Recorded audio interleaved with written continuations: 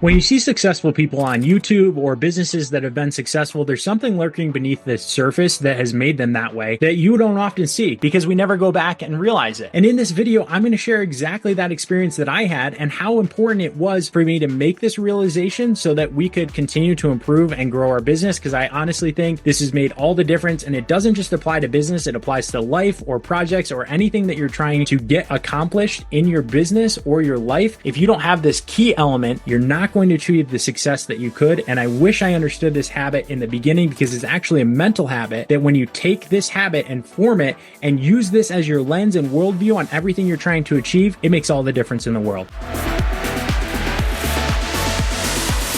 So why am I doing this video? Well, because I forget this often, right? So I get going and I forget to think like this. And so more than anything, this is a reminder to me and to you that if you think like this and you train yourself to turn it into a habit, you can actually create dynamic success for yourself and your business or your project. But I didn't come up with it. Any of the great minds that you've actually considered amazing, whether they've been successful in politics or business or just life in general, they all adhere to this principle. And so when you look to them, it's something that they've all done and made a part of their mental habits to be successful, but not everybody talks about it. So let me tell you about the recent trade show that I went to. We've been doing trade shows, and you've seen in these videos that trade shows have been a big way that we've actually built and scaled our business. So we know those, right? Inside and out. And we know exactly what to do. Wrong. We realized maybe that's not our bread and butter. Maybe that's not something that we're doing perfectly. But it wasn't that obvious to us because nothing was inherently wrong. It wasn't until we looked at our data and started seeing, wait a second, we didn't get as many people from this trade show. Wait a second, this trade show didn't get as many leads. This one didn't sign as many customers. This one got more expensive. All of a sudden, we started looking at those and saying, hey, each successive trade show that we're going to, which has been our bread and butter for acquiring customers for years and years and years, we're talking about over a decade. All of a sudden, we're saying, well, maybe we're not doing this the best way. And why is that? Well, I was at a trade show last week and I sat there and I looked around and I said, we don't have as much traffic as we used to have. Why is that? And the people who come up are current customers who already knew about us. We're not getting discovered as much at this trade show as we used to. And all of a sudden, I realized I had some problems to solve. And I realized that it's because I hadn't developed this mental habit in respect to something that I thought, hey, we do this every day. This is part of our business. We're already perfect at it. Nope. As Winston Churchill says, to improve is to change. To be perfect is to change often.